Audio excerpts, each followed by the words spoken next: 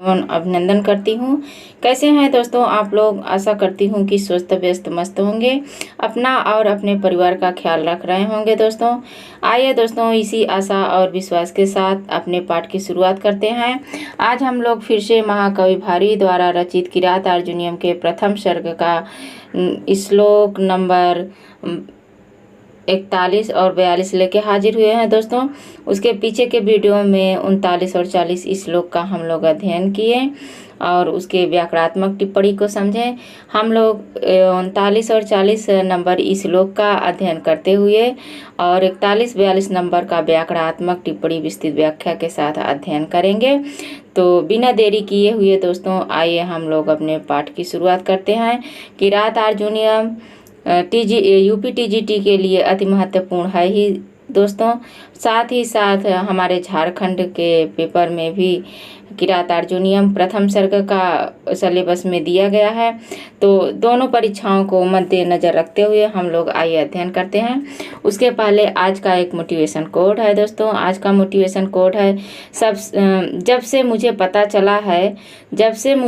चला है कि भगवान मेरे साथ हैं, जब से मुझे पता चला है कि भगवान मेरे साथ हैं, तब से मैं यह सोचना बंद कर दिया कि कौन कौन मेरे खिलाफ है। तो जी हाँ दोस्तों, भगवान पे भरोसा करिए, अपने मेहनत पे भरोसा करते हुए दृढ़ संकल्प होके अपने लक्ष्य को पाने के लिए, अपने सपनों को साकार करने के लिए एकजुट हो जाएं और अपने लक्ष्य को प्राप्त करें। भगवान पे भरोसा करें और अपने मेहनत पे भरोसा करें। दुनियादारी से मतलब ना रखें और कौन कौन मेरे खिलाफ है, क्या सोचता है और क्या करता है, इससे कोई मतलब नहीं है। तो इसी मोटिवेशन कोड के साथ और इसी शब्दों के साथ दोस्तों आइए अपने पाठ की शुरुआत करते हैं। तो सबसे पहले हम लोग 39 नंबर श्लोक का वाचन करेंगे और 41 नंबर 40 नंबर श्लोक दोनों का वाचन करेंगे, क्योंकि पीछे के कुछ शब्दों को देखते हुए आगे बढ़ते हैं तो अच्छा लगता है, समझ में आता है। तो आइए हम लोग सबसे पहले 39 नंबर श्लोक का वाचन करते हैं दोस्तों। 39 नंबर श्लोक है दोस्तों। पुरोपनीतं निपरामणीयकं द्विजातिशेषेण यदेतदंससा तदत्यते वन्यफलासीन परम्परयति कार्श्यं यशसा समं वपु। अर्थात इस 39 नंबर श्लोक में राजा युधिष्ठिर के शयन की दुर्दशा करते हुए द्रौपदी उनसे कह रही हैं कि हे महाराजा युधिष्ठिर, आप जो यह शरीर पहले ब्राह्मणों के भोजन करने के पश्चात अन्न खाते थे तो हष्ट पुष्ट और रमणीय लगता था, लेकिन आज जो है जंगल के फलों को खा रहे हैं और आपका शरीर एकदम क्षीणता होना जा रहा है, दुर्बल होता जा रहा है दोस्तों। उसके बाद आइए हम लोग 40 नंबर श्लोक का वाचन करते हैं।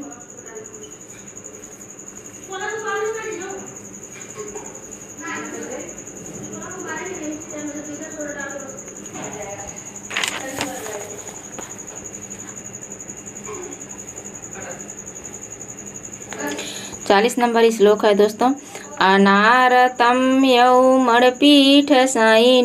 वरञ्जयन्द्राजशिरस्रजाम्रज निषीदतस्य चरणौ वनेषु ते मृगा द्विजालुनशिखेषु वर्हिषाम्।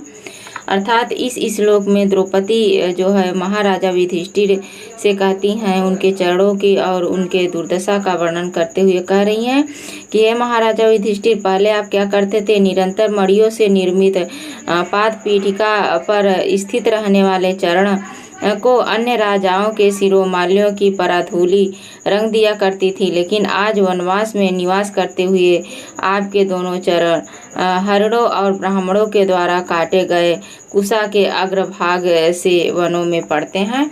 तो उसके बाद आइए दोस्तों यहाँ से हम लोग अपने पाठ की शुरुआत करते हैं 41 नंबर श्लोक से। द्विषिन्निमित्ता यदियं दशा तत समूलमुन्मूलयतीव मे मना परैः पर्यासितवीर्यसम्पदां पराभवोयुत्सव एव मानिनाम्।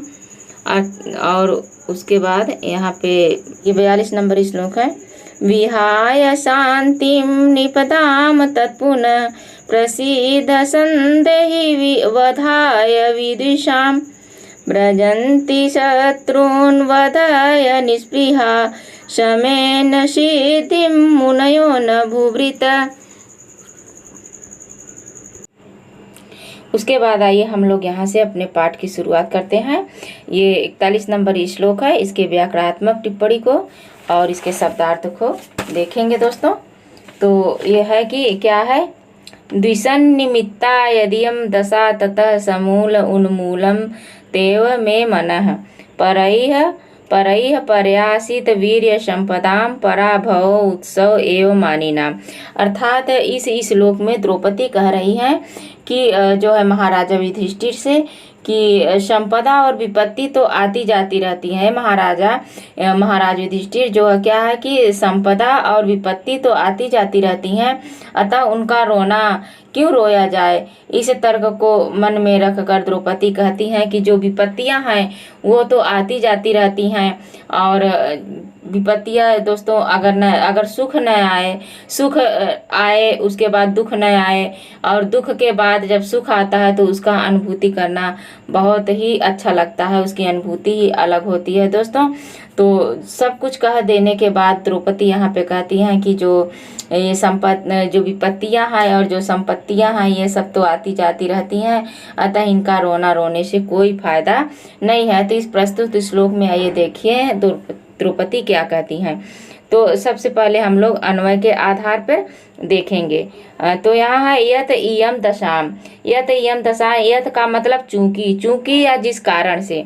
द्रौपदी कह रही है चूंकि या क्योंकि जिस कारण से इयम दशाम मतलब यह अवस्था हुई है। क्या है, यह अवस्था हुई है द्विसिन्न मित्ता यानी शत्रुओं के कारण। किसके कारण, हम लोगों की ये दशा जो हुई है वो शत्रुओं के कारण हुई है। तथा मतलब इसलिए में मन, मेरा मन क्या होता है, समूल, मेरा मन समूलम यानी जड़ सहित। समूलम का क्या अर्थ होगा कि जड़ सहित उन्मूलयति माने उखड़ा जा रहा है।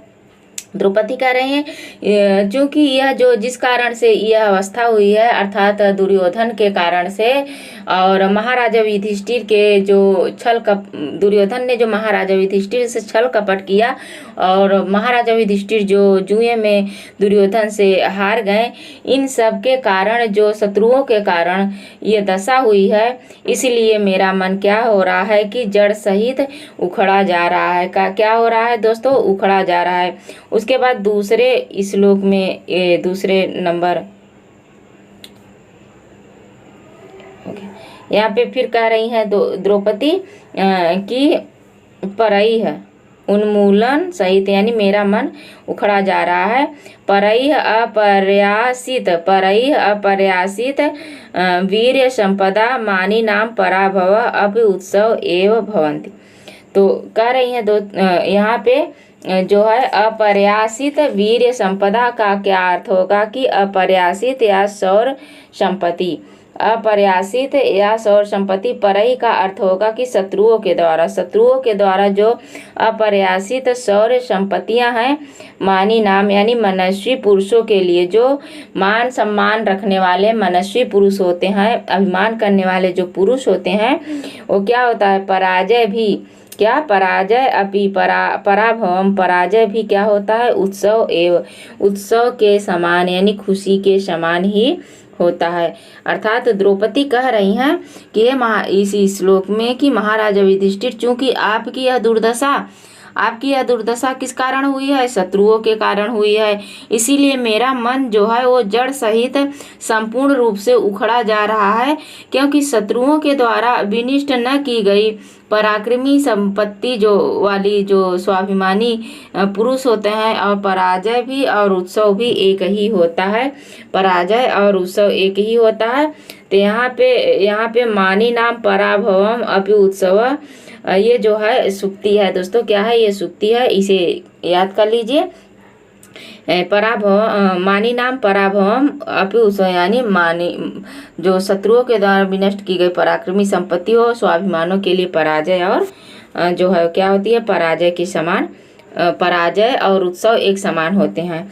आइए दोस्तों हम लोग इसमें जो है दिया है शब्दार्थ उसके अनुसार देख लेते हैं।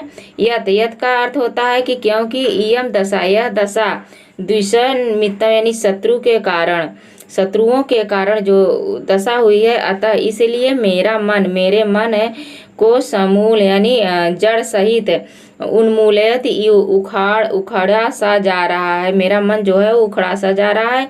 परहिम इन शत्रुओं के द्वारा अप्रयासित वीर संपदा नष्ट नहीं की जा सकती। जो वीर संपदा है वो नष्ट नहीं की जा सकती, अर्थात पराक्रम रूपी संपत्ति जिनकी है वो कभी जो है नष्ट नहीं हो सकते। क्यों? क्योंकि मानी नाम यानी मनस्वी जन का स्वाभिमान, पुरुषों का पराभवम, पराजय भी, तिरस्कार, विपत्ति भी उत्सव के समान होता है। क्या होता है? उत्सव के समान होता है। यहाँ पे देखिए कह रही हैं कि यत यानी क्योंकि आप जैसे पुरुष इन की जो दुर्दशा हुई है वो शत्रुओं के कारण हुई है और स्वाभिमानी लोगों की, इसीलिए जो क्या हो रहा है कि मेरा मन मूल जड़ सहित तो उखड़ा सा जा रहा है। और यहाँ पे एक सुक्ति है कि जो मनस्वी लोग होते हैं पराक्रम रूपी विपत्ति या संपत्ति उन्हें विनष्ट नहीं कर सकती, क्योंकि मनस्वी लोगों का जो उत्सव और पराजय दोनों एक समान होता है। उसके बाद आइए यहाँ व्याकरणात्मक टिप्पणी देख लेते हैं।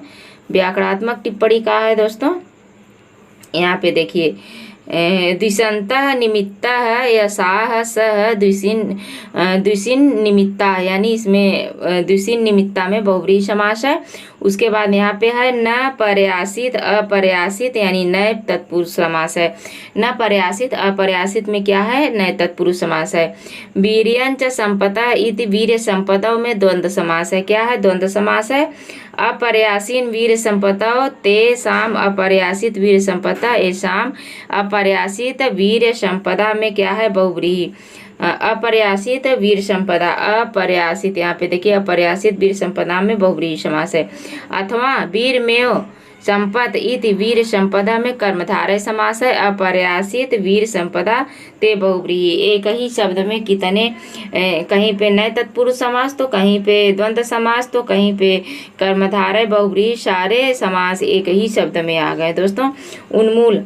उन्मूलयति शब्द कैसे बना है? उन उपसर्ग से मूल धातु से ढीच प्रत्यय लट लकार अन्य पुरुष एक वचन का रूप है। उसके बाद यहाँ पे है कि जो है जैसे आंधी वृक्ष को उखाड़ रहा है, यहाँ पे कह रहे हैं द्रौपदी की कहा गया है लेखक के द्वारा कि जैसे आंधी वृक्ष को जड़ से उखाड़ देती है और वह वृक्ष फल नहीं उत्पन्न कर सकता है, उसी प्रकार वर्तमान दुर्दशा द्रौपदी के मन में अत्यधिक व्यथा कर रहा है और वह किम कर्तव्य मूढ़ हो गई है और उसका धैर्य समाप्त हो गया है। इसके कारण कौन सा अलंकार है? उत्प्रेक्षा अलंकार है। और क्या है? उत्प्रेक्षा अलंकार अर्थांतर न्यास सुक्ति के कारण वृत्तिया अनुप्रास इन अलंकारों का समिष्ट हुआ है। दोस्तों श्लोक को देखते हैं तो हमारा 42 नंबर श्लोक है। यहाँ पे यह है 42 नंबर श्लोक। यह है कि विहाय शांति निपधाम तत्पुनः प्रसीद संदेही बधाय विदुषाम ब्रजंती शत्रुन बधूय स्पृहा समेन सिद्धि मुनयो न भूवृत। अर्थात इसमें द्रौपदी कह रहे हैं कि शांति के मार्ग को सहिष्णुता यानी जो मोह का मार्ग है, ये सिद्धि का मार्ग है, ये मुनियों को शोभा देता है, राजाओं को शोभा नहीं देता है। और आप जो है इन सबको त्याग कर और क्षत्रिय और राजाओं का मार्ग अपनाइए और धारण कीजिए और शत्रुओं की वध कीजिए। तो आइए देखते हैं यहाँ पे अन्वय के आधार पर। तो इसमें जो है सबसे पहले देखते हैं कि निप शब्द आया है महाराजा युधिष्ठिर के लिए। किसके? महाराजा युधिष्ठिर के लिए। और शांति विहाय का अर्थ होता है कि जो है शांति को छोड़कर, शांति विहाय ने शांति को छोड़कर विदिशाम बधाए शत्रुओं को वध के लिए तथा धाम मतलब उस तेज को, उस राजा वाली और छत्री वाली जो तेज है उसे क्या कहते हैं? पुनः मतलब संदेह मतलब धारण कर लीजिए और प्रसन्न हो जाइए। हे महाराजा युधिष्ठिर, इन पहली लाइन में कह रहे हैं कि महाराजा युधिष्ठिर आप जो है कि शांति मार्ग को छोड़ दीजिए और क्षत्रियों वाला, राजाओं वाला जो मार्ग है उसे अपना लीजिए, पुनः धारण कर लीजिए और शत्रुओं को वध करने के लिए तैयार हो जाइए। क्योंकि स्पृहा मुनया है। तो स्पृहा मुनया का अर्थ होगा कि जो निर्भीक प्राणी होते हैं और जो निष्काम वाले होते हैं, ऋषिगण होते हैं, तपस्वी लोग होते हैं, शत्रुन, वो जो क्या करते हैं, शत्रुन बधु यानी शत्रुओं पर। कौन कौन शत्रु है? जो काम, क्रोध, मोह, लोभ, मद एवं मात्सर्य, ये 6 शत्रु हैं। इन्हें जो है वो लोग क्या करते हैं, उन पे पराजय, वधु मतलब उनको पराजित कर देते हैं, उन्हें जीत लेते हैं, अर्थात अपने इंद्रियों को अपने बस में कर लेते हैं सिद्धि के और शांति मार्ग के द्वारा। कौन? मुनि लोग। ये सब उन्हीं लोगों को शोभा देता है। समेन का मतलब शांति, क्रोध मार्ग को जो त्याग देते हैं। कौन? मुनि लोग। मुनि लोग क्या करते हैं कि शांति मार्ग को और अच्छा, यहाँ पे समेन का अर्थ होगा कि शांति मार्ग, शांति यानी क्रोध मार्ग का त्याग करके सिद्धि व्रजंती, सिद्धि को प्राप्त होते हैं। हाँ जी हाँ दोस्तों, मुनि लोग जो होते हैं वो शांति मार्ग को त्याग, शांति लाते हैं और क्रोध मार्ग को त्याग देते हैं। सिद्धि व्रजंती क्या करते हैं? सिद्धिम व्रजंती, और सिद्धि को प्राप्त करते हैं। और भूभृतः न, राजा लोग नहीं। अर्थात द्रौपदी कह रही हैं कि हे महाराजा युधिष्ठिर, आप जो ये काम कर रहे हैं अच्छा नहीं कर रहे हैं, क्योंकि जो शांति वाला मार्ग होता है और जो शत्रुओं को परास्त करके शांति और सिद्धि जो प्राप्त करते हैं वो मुनि लोग करते हैं, राजा लोग नहीं करते हैं। राजा लोगों को क्या करना चाहिए? तेज को धारण करना चाहिए और राजनीति, दंड नीति को अपनाते हुए अपने शत्रुओं को पराजित करना चाहिए, शत्रुओं को उचित दंड देना चाहिए और जो है सिद्धि प्राप्त करने वाले मुनियों की तरह शांत होकर बैठना नहीं चाहिए। तो आइए हम लोग इसमें पहले देखते हैं क्या शब्दार्थ के साथ। निपह यानी हे राजा, शांति मतलब शांति को, विहाय मतलब छोड़कर यानी त्याग कर, तत् मतलब उस, धाम मतलब जो है धाम का अर्थ होगा कि क्षत्रियोचित, तेज को, द्विषाम मतलब शत्रुओं के, बधाय मतलब वध के लिए, विनाश के लिए, पुनः मतलब फिर से, संदेही का अर्थ होगा धारण कर लीजिए, प्रसिद्ध मतलब प्रसन्न हो जाइए। अस्पृहा का अर्थ होगा कि निष्काम, कामना इच्छा से रहित, जिसकी किसी प्रकार की इच्छा न हो। मुनयः मुनि लोग, तपस्वी लोग। शत्रुन यानी काम, क्रोध, मोह इत्यादि 6 प्रकार के शत्रुओं को अबूधय मन तिरस्कृत कर जीत करके, समेन मतलब शांति के द्वारा, सिद्धि मतलब सिद्धि को, सफलता को, व्रजंती मतलब प्राप्त होते हैं। भूभृता न, राजा लोग नहीं, राजा लोग नहीं होते हैं। अर्थात हे महाराजा युधिष्ठिर, शांति को छोड़कर शत्रुओं के विनाश के लिए उस प्रसिद्ध क्षत्रियोचित तेज को पुनः धारण कीजिए, प्रसन्न हो जाइए। मुनि लोग ही काम, क्रोध आदि 6 प्रकार के शत्रुओं को जीतकर शांति के द्वारा अपने मोक्ष रूपी सिद्धि को प्राप्त करते हैं। राजा लोगों को सिद्धि और शांति के द्वारा प्राप्ति नहीं मिलती है, अर्थात उन्हें जो है अपने कर्तव्य का पालन करना चाहिए। क्षत्रिय जो करते हैं उसे करना चाहिए। यहाँ पे व्याकरणात्मक टिप्पणी है। निर्गता स्पृहा एसाम ते, स्पृहा शब्द का अर्थ होगा बहुव्रीहि। भुवम विभर्ति ते, भूभृता में समास है उपपद। क्या उपपद? और निस्पृहा में बहुव्रीहि और भूभृता में उपपद समास है। विहाय शब्द कैसे बना है? बी उपसर्ग हा धातु और प्रत्यय जो अक्तवा के स्थान पर लेप लगा है। संदेही बना है कि सम उपसर्ग से धातु से लोट लकार, मध्यम पुरुष एक वचन का रूप है। प्रसिद्ध शब्द कैसे बना है दोस्तों? प्र उपसर्ग के साथ धातु से लोट लकार, मध्यम पुरुष एक वचन का ये भी रूप है। अवधूय, अवधूय शब्द अव उपसर्ग से धू धातु से कैसे बना? उपसर्ग धू धातु अक्तवा के स्थान पर लेप प्रत्यय है दोस्तों।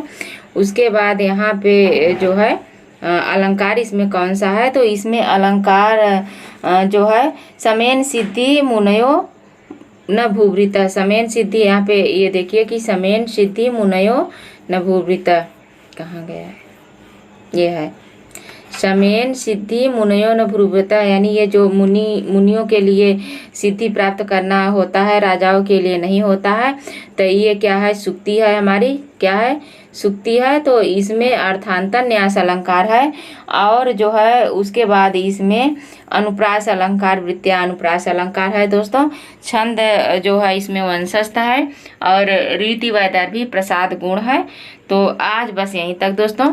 और वीडियो कैसे लगा आप लोगों को, अच्छा लगे तो लाइक शेयर कमेंट करिए, और जो हमारे नए साथी हैं उनसे रिक्वेस्ट है कि अभी तक चैनल को सब्सक्राइब नहीं किया तो सब्सक्राइब करिए दोस्तों, और ताकि नोटिफिकेशन आपको जल्दी मिले और आपने तैयारी को बरकरार रखें और तैयारी करें, सफलता को प्राप्त करें। इसी कामना के साथ दोस्तों आज बस यहीं तक। नमः संस्कृताय। धन्यवाद दोस्तों।